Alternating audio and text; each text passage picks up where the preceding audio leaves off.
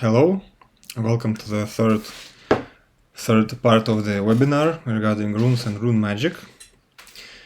You can find links to all the other parts of the webinar in the description to this video. Now a short teaser what we will discuss in this video. We will discuss the philosophical question, why do people even consider doing magic? So how to use the belief as a tool.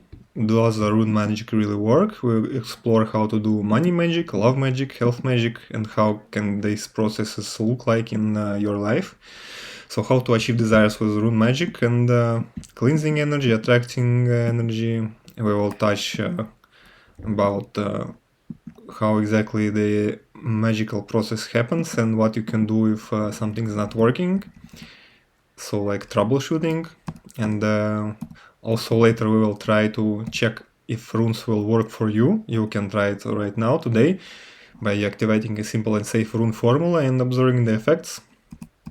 And then we'll also talk about rune divination, how actually it happens, many tips for your divination practice, and so on, and many other topics. So okay, let's start. So the question is, why do people even do magic, or the power of belief? Belief is a very powerful tool, and your reality is shaped by your beliefs. Think, what belief will make you stronger and happier? Consider these two beliefs. So first one is, it sounds like this. So I have no power over my life and I cannot change anything.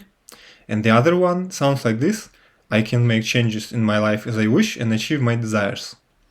So the first one, answer A, is a weakening belief. That means that if you have such a belief about your life, that means that you accept that you have no say in how your life goes, in how your destiny develops. You can forget about your goals and desires, and it's a very depressing reality to live in, and not exciting at all. So the second answer sounds like this. It's an empowering belief. So you know that you can achieve anything that you dream of. This belief fills you with power, excitement, desire to live, desire to act, desire to follow your dreams, and desire just to live a fulfilled, satisfied life. So I want you to answer honestly.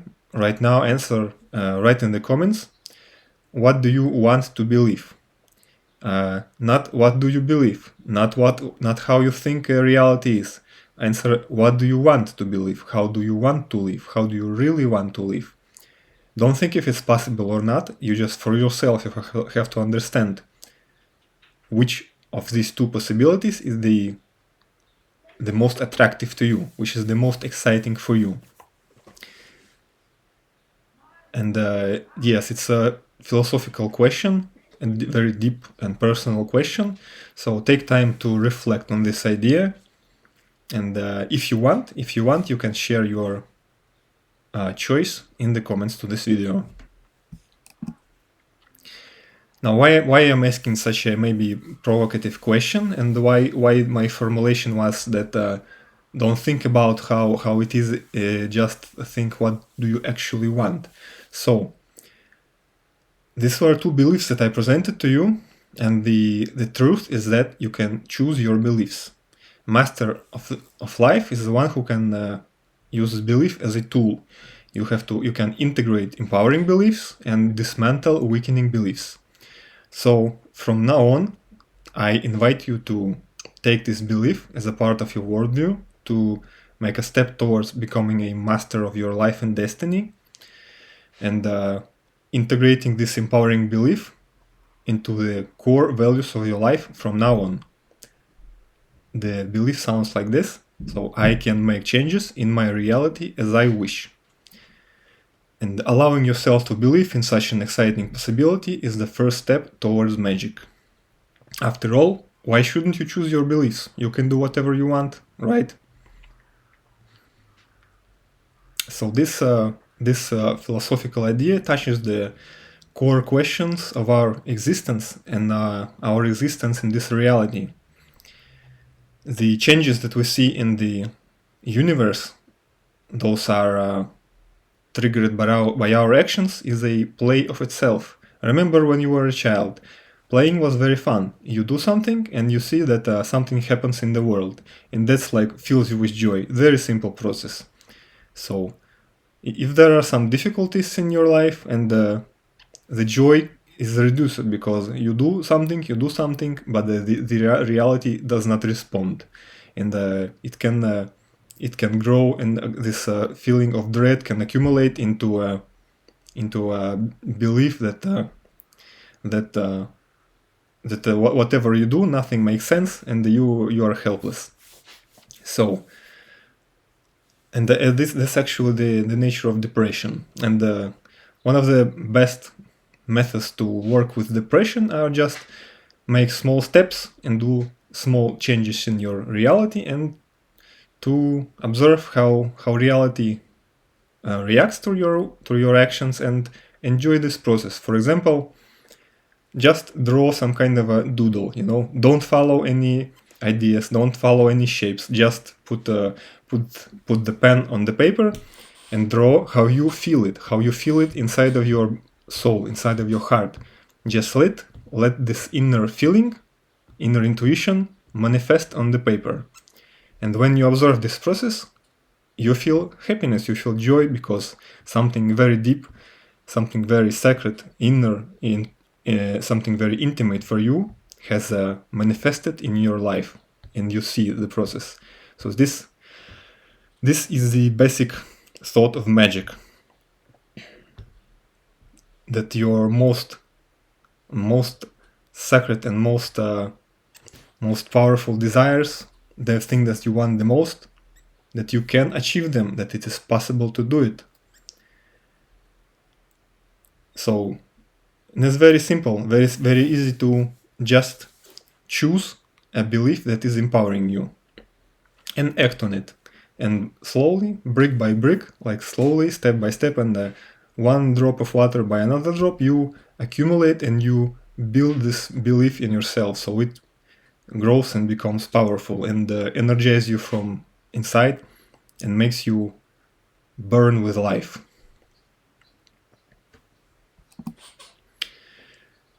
So the next question is, does magic really work? I guess that's one of the main questions when people think and consider before when they encounter the idea of magic. Some people say that, it's all bullshit, doesn't work. And so there is this question, does it work or not? Because if it doesn't work, there is no sense in dedicating your time to it. Just go do something interesting. But if it does work, everything changes. Imagine that you have a tool at your disposal with which you can completely change your life and make your life such that you desire, such that you enjoy. So now let's discuss this topic. So firstly, we must agree that magic cannot violate the laws of the physical world. It's impossible. You cannot change gravity, you cannot change time. You cannot just do a magic ritual and out of nowhere a chest full of gold appears and you become a very rich person. It's impossible. This idea is very infantile and is from a cartoon, not from real world. So what magic does? Magic works with your psyche, with your internal subtle inner world. The psyche is the thoughts, ideas, emotions, feelings, dreams, memories, fantasies, beliefs, and all the unconscious parts of your mind. So with magic, we shape an intention, we use appropriate methods, and in case of rune magic, it's runes, and we program the runes with our intention, and then we activate it. So when these runes are activated, when this amulet is activated, the subconscious program is already there, it's already working. From inside of your being, it is transforming your psyche. It is transforming your ideas, emotions, fantasies, slowly, over time, over months. It changes you. And this practice is not a toy. It can really screw your mind up. It can really harm your life if you do it irresponsibly, because it actually rearranges your psyche. So, and our psyche is what controls our life. Transformation of the psyche, also our life changes. The circumstances of our life changes. The changes happen as if naturally over some time, over weeks, months, and maybe even years. You activate a runic amulet, and after some time, you realize that you are earning more money than before, or you have better relationships, you're healthier. This is real magic at work. There is no such a thing that you do a ritual and bam, some huge amazing change happen in your life. It's impossible. It will violate the laws of the world. Magic works with the laws of the world. For example, a case study for money magic. Let's say you activate some kind of a money rune stave with the intention to earn more, to have a bigger salary, and you activate it and you forget about it. So just go on with your life. After several months, you just out of nowhere, you decide to let me go and check the job advertisements, and by just a random coincidence, you see that there's a perfect position for you, with you already have all the needed skills, and the salary is a bigger salary. Of course, you apply to it, then you pass the interview and yet get the job. So then, sometime after, you remember you remember the ritual that you did, and you realize that you are exactly earning the sum of money that you have specified in the ritual. And situations like this, they really empower. They really shatter the skepticism. Now let's talk about a love magic example. For example, you activate some kind of a runic stave to find a partner. You define all the qualities that you want. Qualities, I mean, like the height, hair color, the body, the character, the emotional connection, maybe some even circumstances of the life and how you meet. And you activate this amulet and forget about it. So after a half year, you just decide to go to some interesting event, and you meet a person there. You just casually start talking, and eventually you start the relationships. And then you check your diary and realize that this person that now is with you has the exact same qualities that you specified in your runic ritual: the height, the hair color, the eye color, the character traits, and so on. All this is reality and also happened with me. And any such cases, of course, they strengthen the belief and fill you with the desire to live and change your life to better. Or let's say health magic. Let's say some made-up character Bob has some disease, and he activates a runic stave with the intention of healing this disease, and forgets about it and just goes on with his life. So after a few weeks, in the grocery store, Bob accidentally hears how two people talk about this exact same disease that he has and discuss medications. So Bob never heard about the medications that they talk about, and so he makes his research and actually finds some medication that can help him. Or maybe by some random event, Bob received information that provoked an insight, some kind of a deep understanding of his thing, and he realized that he just need to change his lifestyle, maybe change his ration a bit, and that led to healing. That is magic, you see. On the physical world, nothing happens. The magic cannot affect the physical world, the objects. Magic affects the psyche of the humans. So humans are humans, and are those who create events. So in such a way, magic can also create events in your life, but they are not a direct result of magic, because magic affects the psyche, and the psyche is affecting humans. Now, how do you achieve your desires with rune magic? So let's say you want to use rune magic to reach some goal, desire, or solve some problem. So what could you do? For example, maybe you want to earn more money, find a relationship, fix your health, or work towards spiritual evolution. Now, first step is to make a analysis of the situation, make a diagnostic.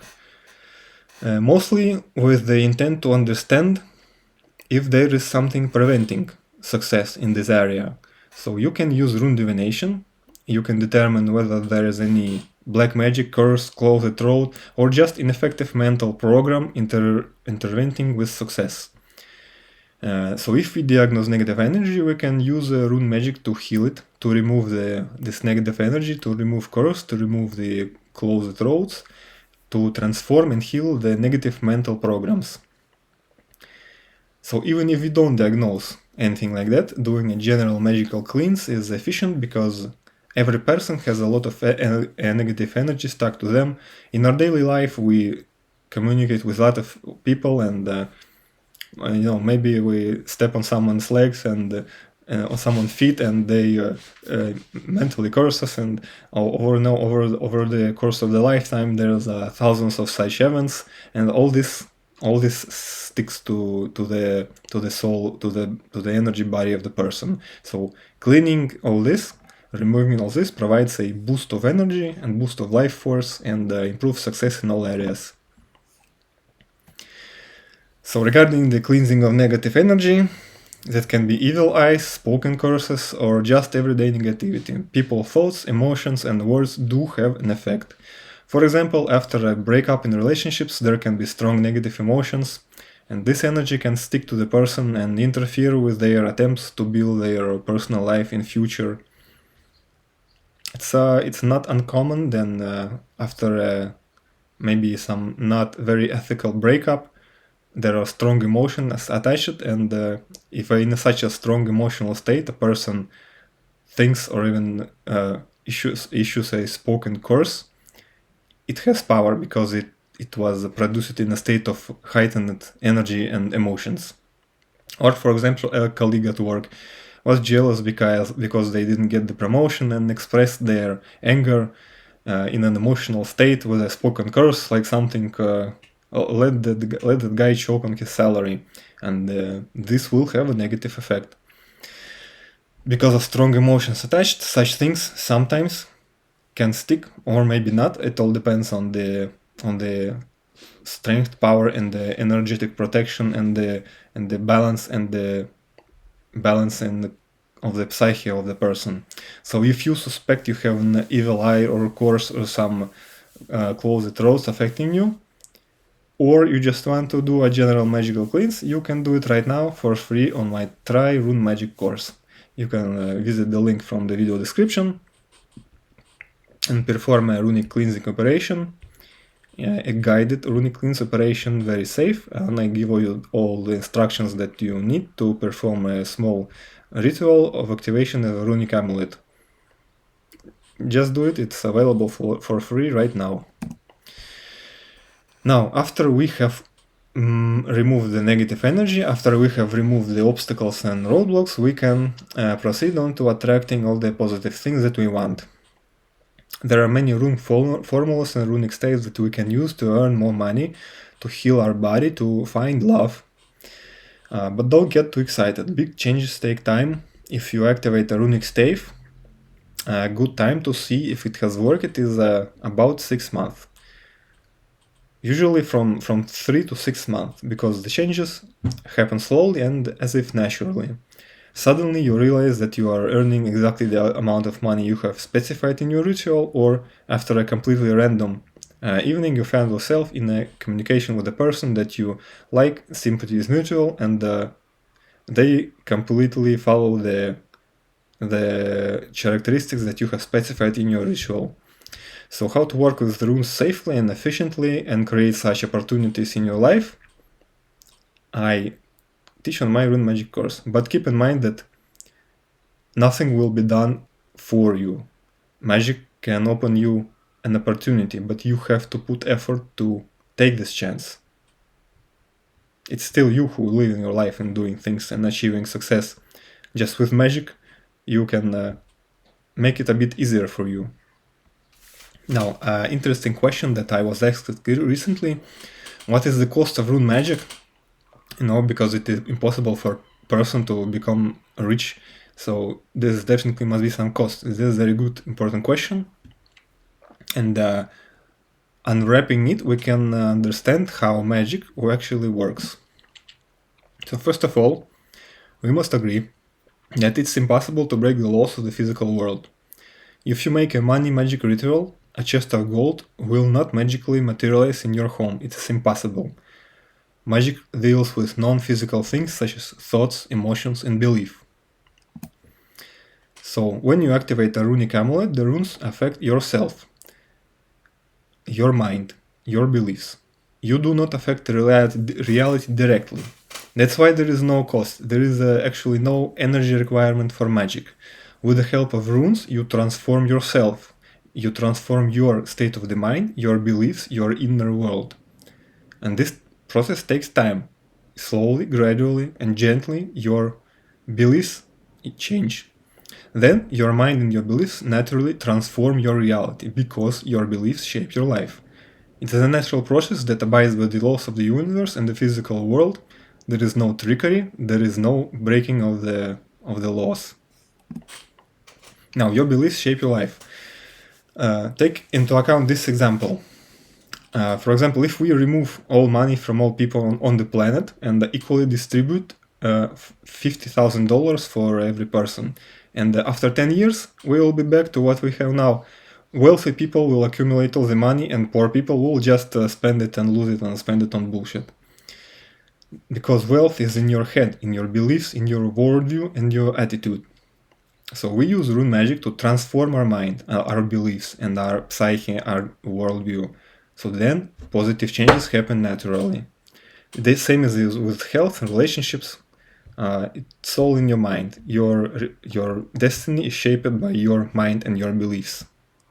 By changing your mind and your beliefs, you also change your destiny. And you can do it with rune magic. Now, an interesting question to troubleshoot. If you are doing magic, not just rune magic, just any magic, and something doesn't work, so what you do? If something doesn't work, you must analyze what is the problem, then fix the problem and try again. Try something differently. Iterate, try something better, see, analyze it, how it works. This iterative process of improvement is applicable to any area of your life and also to magic.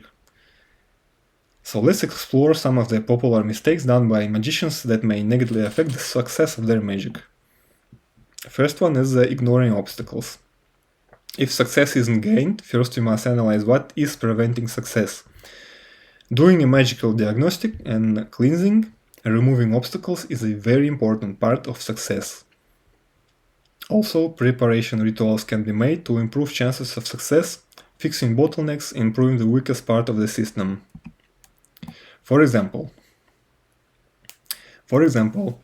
somebody maybe wants to earn more, but due to some negativity, this negativity is preventing them from gaining success in work. For a more concrete example, that was in my case, there was after a bad breakup in relationships, I had some kind of maybe a spoken curse or some minor negativity stuck to me, and my happiness was reduced and my productivity was reduced, so that affected my ability to work. So when I just removed this obstacle, when I cleansed this negative energy, just by not doing any other rituals, I become a happier and healthier and more successful, and started earning more as a result. Also, before you do the main ritual to increase your salary, or after, you can pay attention to smaller problems, like you can put a runic stave to be a better communicator if it is a part of your work. You can also do magic to make yourself appear more productive to other people, especially to your boss, and so on. Maybe also do magic so that you will enjoy your work more, you will be happier, you will be productive, by block, you're building this belief and this psyche of success and going up to the next level as a result. Yeah, you can do all this without magic, by doing some psychological work, and actually the best thing is to attack the problem or your goal from all possible angles, doing the psychological work, doing the magical work, and also putting your actual real life effort for best results, for best success. So the next common error is did not understand the situation or intention deep enough, or don't understand what you really want. And it's very important to develop a deep understanding of your intention, of the desire that you wish to manifest. You must see what is the core value, what is the reason behind the intent, and see the desired end result in all details and all the possible paths toward it. You may think that maybe I want to earn more, but and you do magic to earn more, but you have to acquire a deep understanding. Why do you want to earn more? Why do you need more money? What do you want to do with that money? What need do you want to fulfill with that money? Is this need arises from some pain point in your life? Maybe it would be much more efficient to eliminate this pain point. Something like that. You have to dive really deep into your intention, first of all, to understand it, and as a result, your intention will also become much stronger. So yeah, and another common error is that did not formulate the intention properly, unclear phrases. So the formulation of the intent phrase is an important magical step, and best is to use only positive formulations in the present time with very clear and specific points. For example, an intention that I want to be rich. It's an inefficient intention. So how will you understand when you have achieved this intention? When you will earn twice more, or when you will earn 10 times more money? And also the intention I want to be rich, and you, for example, you make a ritual and 10 years pass, and so you still want to be rich. The intent is there, it's working, you still want to be rich. So you have to define it clearer. For example, I am earning $10,000 per month. I am doing what I like, and the time for this manifestation is 3 years. Very clear, specific points in present time. Because if you say that sometime in future I will earn more money, 100 years pass, this intention is still true, because sometime in future maybe you will earn more money. And when you do this in the present tense, you are like creating a situation, creating an emotional feeling of it. You're already in that situation that I am earning $10,000 per month. So, and that manifests, that realizes, that has a chance to actually happen, because it's you have defined a concrete time, concrete feeling of you experiencing this state that you desire. Also, yes, impatience, action too fast. Patience is an important quality to the magician. Planning the magical operation in detail, choosing the best tools, the best time for the ritual, and realizing that big changes take time. So as I said, 6 months is a good time span to see if the runes have worked. Impatience, for example, I want it after a week. You do a magic ritual, you don't achieve it because it's unrealistic, and you are you then after that you say that magic doesn't work. And it's a common example, but you have to understand that magic doesn't work so fast. Sometimes it can work, but those are maybe edge cases. And also planning, dedicating enough time to plan the magical operation, to think everything through, to choose the best appropriate tools, and to feel when you're ready to make the big move. It's also very important. Another common problem is using the wrong rune formula, wrong stave, and not checking whether it will bring you success. So yeah, it's important to select the most effective runic stave for your intent in this exact time for your exact scenario, situation, and using runic divination to analyze it, how it will work, what will be the side effects, and whether it will be safe or not. For example, someone found a runic stave on the internet, just activated it, and they received a completely opposite result. And then they feared of doing magic. just because they did very basic errors with the magic. So using rune divination, you can check and you can assure and be confident that the ritual you are doing will have the desired result in time. Also, another thing is not realizing that everything is connected. So when you perform a magical ritual, it invokes a chain of transformations inside of you, in your soul, in your inner world, in all areas of life. In internal world and also in your external world as a result. But the first changes are inside of you. So as above, so below. And there cannot be external changes without internal transformations. You cannot achieve the desired state without becoming a different person. So if you if you make a ritual and you resist internal change, you stick to your old lifestyle and habits, you are just canceling the work of the magic ritual. Another error is not knowing the runes deeply. I already talked about this several times. To be successful in rune magic, you must understand deeply each rune. And this is done by passing the runic circle again and again, connecting with each rune deeper and deeper. Personally, I have passed 4 runic cycles. Each of them took about half a year.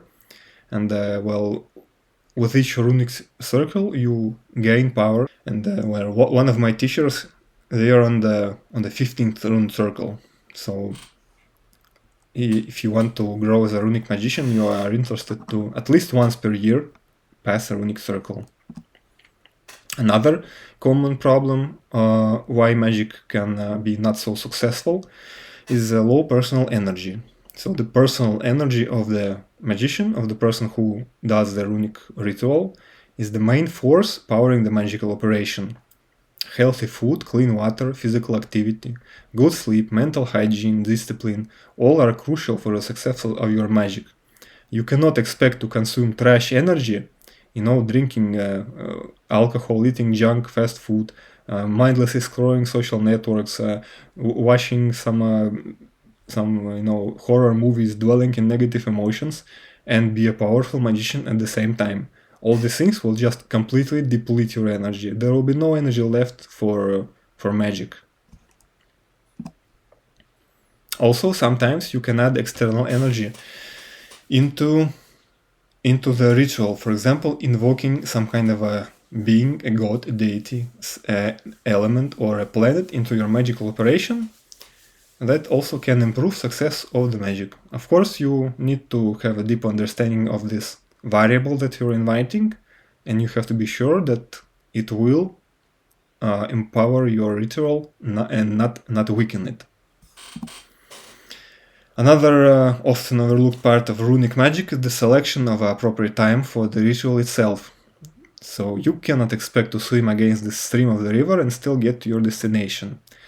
At least the moon phase and the day of the week could be, taken into account.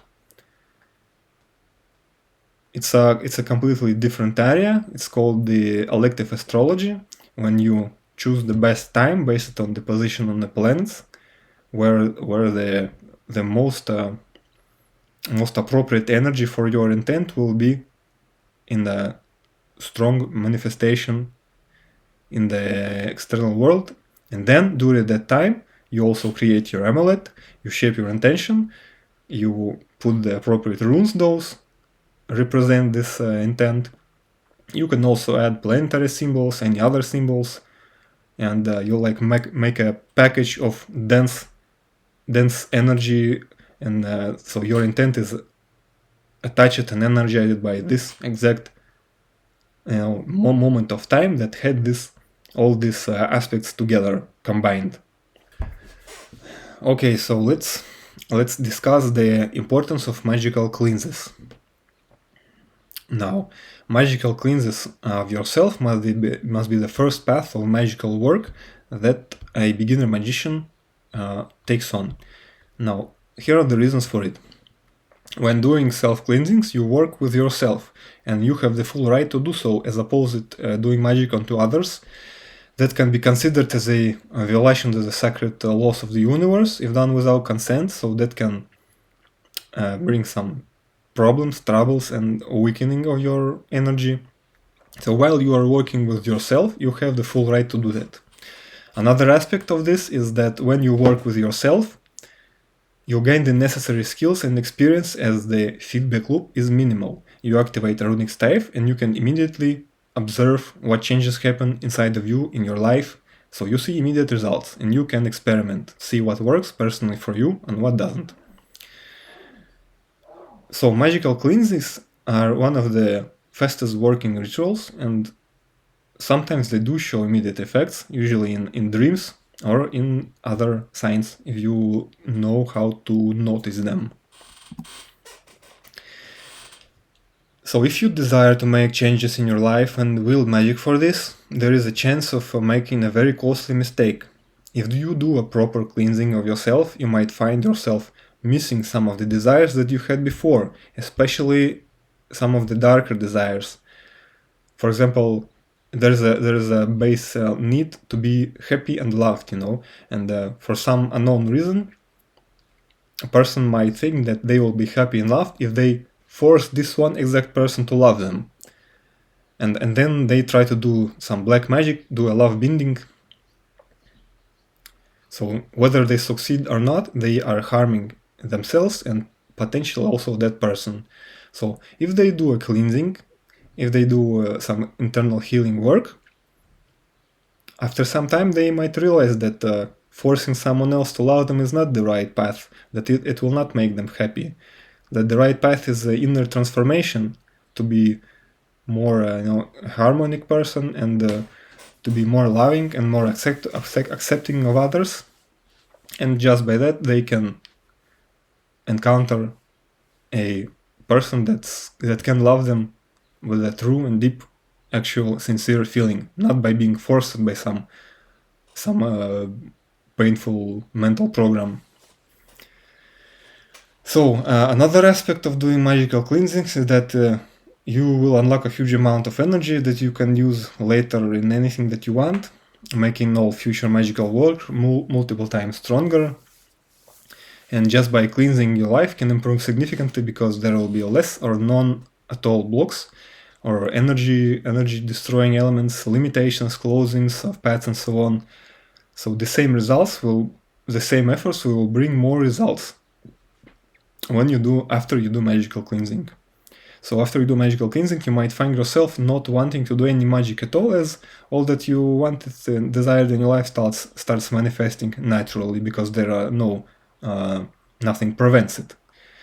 So, but it's not always the case. Sometimes additional magic to attract positive things is needed, especially in areas of life where there is stagnation. Next aspect in the favor of cleansings is that when you do cleanses, you clean your subconsciousness, and you will be calmer and happier and more content. As a result, out of this state, everything you do will be more efficient, including also your magical rituals. Now, let's check. If you want, you can participate in this experiment to check if runes work for you. So if you're wondering, will runes work for you or not, you can very easily and safely check it right now. Just activate these runes. These two runes are Algis and Sovilo. They are known as the Runic Energizer. So Algis is the rune of the divine energy. It looks like a fork, upwards fork, and the Sovilo looks like the letter S. It's a rune representing the sun energy. So together these two runes are like divine protection and also the energized power of the sun, the activity and productivity of the active aspect of the sun. So when you combine them and when you combine them and you draw them on yourself, they do affect you and you become something becomes with you. I will not do spoilers because not to build some false expectations. So what you need to know that these runes are completely safe. So how can you do it? There are no negative effects. Yeah, it's safe for use for everybody. So draw these runes exactly as you see on this image on your left hand, in any place with any color pen or marker. Why left? Because left is the female part of our body, the accepting the moon energy, the moon part of our body, that is the attraction energy. And the right part, usually if you write with your right hand, the right part is the active, the sun energy in your body. So by writing the runes on the left side of your body, you are stating that the effects of these runes should happen to me. You invite this energy into your body. So just draw the runes on your hand. Let me do it with you. Actually, let me do it with you so you know how it looks like. For example, I have here my hand. So just as I look on my hand, I draw the runes as I see them. So in such a way, I draw the runes. And why are they? For you, they are upside down, but for me, they are straight. So it's important for you to be in the upright position. Now you have drawn your runes like that. You can use any marker, any color pen. If you are worried about that the marker might be toxic for your skin, use something else. You can use really anything. I usually use just a whiteboard marker, or just a if you use a permanent marker, you will not be able to wash them away. So a whiteboard marker usually very easy to wash off. Okay, so now that I have drawn the runes, I activate them. I look at them. I become calm and I breathe slowly, and I look at the runes and I say the incantation. By the power of these runes, I will be energized and I will have more energy. So be it. So just translate these words into your native language and speak it. So after that, when you do it, just go on with your day and forget about this. So in the end of the day, you look back at the day and try to analyze what happened. Did you feel better? Did you have more energy? Were you more active than usual? And if you had any interesting experience, please comment it. Would be very interesting to hear it. So if you didn't notice the work of the runes, that just means one thing: you did not notice how the runes were working, because the runes always work. Everybody has a different level of perception. Somebody maybe don't feel at all, but if you don't feel how the runes work, you just have to pay attention to the events of your life. What happens? Did you do more things than you usually do in the day?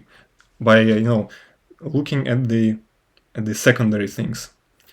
And someone who is sensitive, you can actually feel with your body how the runes work. So if you conclude that runes work for you, it means that you can gain all the amazing benefits on rune magic and make your life better. I just want to say a few more words about this exact runic stave, as I actually have just remembered it. So there was a scenario in my life where I gathered with my friends and we had some time. And so one friend, a girl, she was feeling kind of low energy for some reason, I don't know. And so I offered her an experiment. So do you want to let me draw these runes on you, and they will make you more energized if you want. So she agreed, and I have drawn these exact runes on her hand, and I have activated them. And well, we went on with our lives, and actually a few days after, I hear a story how she's very productive, doing very happy, a lot of running around doing her business. So it was a nice, also verifying experience for me. So okay, so if you concluded that runes work for you and you want to go to the next step would be to perform a magical cleanse that you can do for free in my course. So another question about rune divination. So can a rune divination see the future? First of all, let's understand what exactly the runes are showing when you do runic divination. For this, we must explore the topic known as this subtle reality, this subtle world, or this subtle plane. And the subtle plane can be simplified as the plane of existence where thoughts and emotions reside. It's the same as a astral plane. Through the term subtle plane unifies all of the subtle planes, those being the astral, etherical, mental, energetic, and so on. So basically it's the layer of reality where our thoughts reside, thoughts, emotions, beliefs, fears, fantasies, memories. So this is the subtle reality that magic deals with. We use divination to perceive it, and we use magical rituals to modify it. And why so? Because the subtle reality, subtle plane, it's a blueprint for physical reality, and everything that is in the subtle plane will sooner or later manifest in the physical world. That's exactly the meaning of the phrase "as above, so below." So the physical world, said simply, the physical world is a holographic projection of your soul. Your life, your reality is a holographic projection of your mind, of your soul, of your beliefs. And it is important to note that events in subtle plane don't exist as events. The subtle plane does not have space or time, so concrete things and events cannot exist there. Only energies, emotions exist in the subtle plane. So one energy can be manifested in different ways, so there is no definitive answer how an energy will manifest.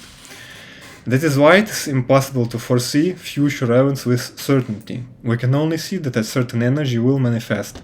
How exactly it will happen, that is the creative expression of the universe. So what divination can tell you is what happens on the subtle plane today, right now, that you're asking the runes about. And what divination cannot tell you is what will happen in future with 100% certainty, because there is no certainty in the subtle world. It is constantly shifting, adjusting, based on the combined wills of all the beings in the universe. The combined wills, combined thoughts, combined emotions of all the beings and beliefs of all the beings in the universe. So that means that if you are asking about future events, the runes will show you the current situation. So, and based on that, you can assume that what is the most probable outcome, if there will be no influences on the situation. So if someone will interfere with the situation, the outcome might change. And something always interferes with everything, and it's always shifting and moving, and the outcomes are changing. So another question is,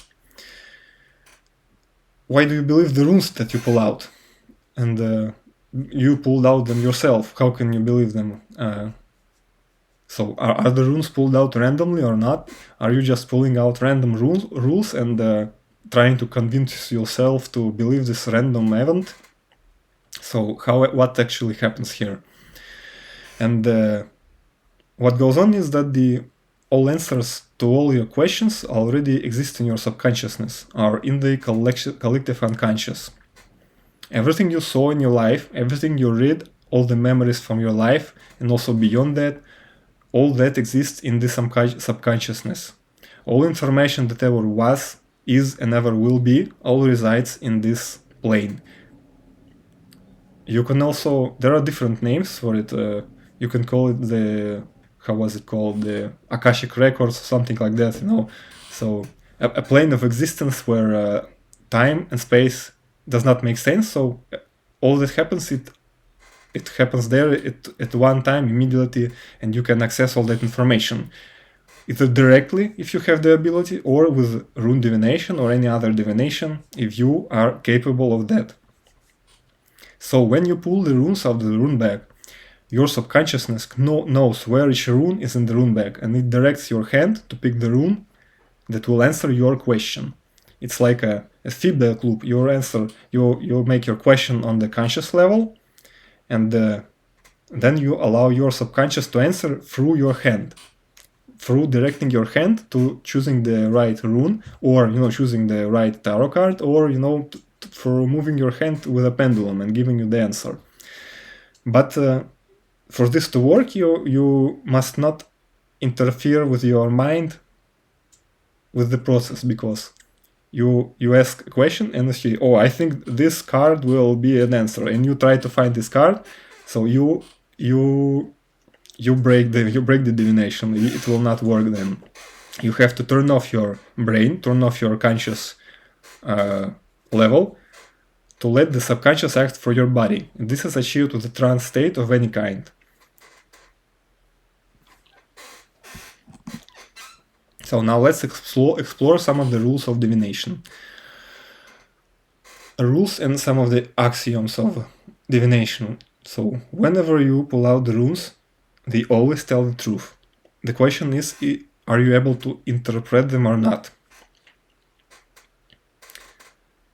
Another important understanding is that the rules always tell the truth in such a way that you are able to understand them on your current level of understanding of the runes. So even if right now you pull out the runes, they will give you the answer that you are able to understand.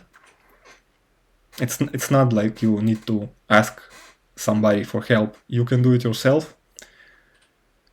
Even if you don't understand runes a lot, by persisting, by putting effort into interpreting this happening, you will gain understanding. So you don't need actually years of experience, but you need this effort and persistence in the desire to understand. So the next one is that you don't do divination for the same question more than once per day. You can ask the same question after some time if you have reasons to believe that the situation might have changed. So while in process of a magical ritual or while a rune formula is working and influencing some situation, there is no sense in making divination because it is in an active process of change. When the ritual is finished and after some time it settles down, after 3 days usually, then you can do divination to check and maybe do additional ritual if needed. And the one thing also to remember that divination of any kind is just an external tool. The main aspect at work here is your intuition. That's why first you must try to hone on the situation with your intuition, try to feel the answer, try to develop and use your clairvoyance and intuition, and only then verify it with the pulling out of the runes or the card. In such a way you develop all these abilities. And another very important aspect is to keep a journal and write down all your divinations, what you pulled out and what you thought about it, so later you can compare with actual real-life events, in such a way gain experience and understand how it all works. Okay, so some more advices for your divination practice. One of the most important things in divination is to correctly formulate the question. Now think what runes can come out and what they will mean in the context of a question. A not efficient thing to do is come up with a question, pull out runes, and either you don't understand what's going on. You have to think deeply about the question. You have to formulate it and shape it correctly. Maybe you have to even schedule a time for when you will do the reading. When you prepare yourself, you may take a shower, you might meditate, you may calm down, you may put some music, put candles. You must make it a ritual, and then slowly, without rushing, pull out the runes after you have tried to focus and feel the situation. Now, example of good questions are: so if I go on vacation to Rome, what will the result be? And you pull out a few runes, and you can understand. Receive some information from that. So if I choose to pursue Bob in a romantic way, what will it bring into my life? Or if I quit my job and look for another one, well, what will the result be? Now, here are some examples of bad questions. For example, what should I do in this situation? Like you are asking somebody an advice, and then you pull out some runes. It will be very hard to interpret because the frame you created for the answer it's too broad, and you should not ask for advice from runes. You are the one who creates your life. You are the one who makes decisions. You can ask, if I do this, what will be the result? If I do that, what will the result? And based on that, you make the decisions. Don't relieve your responsibility to something else. Take responsibility over your life. Yeah, another question that may be not so efficient, for example, does Bob love me? And love is a pretty subjective concept. Better ask what Bob feels about me, what Bob thinks about me. Put more concrete frame. And next, okay, how do you pull out the runes? So there are no set rules how to pull out the runes. Of course, you can do it however you want. Some say that you must pull out the runes with your left hand because the left hand is related to intuition. So there are historical evidence that a few runes were just grabbed out of the rune bag and tossed onto the table and then interpreted. Yeah, overall it's nice to find your own approach that fits your style. What I do, I just put my hand into the rune bag, then move around for a few seconds, stirring the runes, and then pull out one rune and lay it down.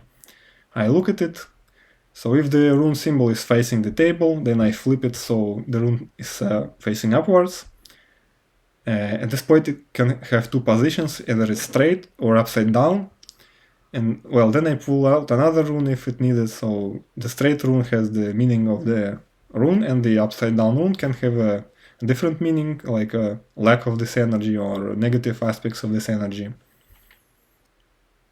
Okay, now let's discuss the runic spreads that are used for divination. So your go-to spread in all times should be the one rune spread. You ask your question, then pull out one rune. Then you meditate on it and try to understand it. If you need a clarification, you can pull out a second rune. You can ask another question and pull out another rune.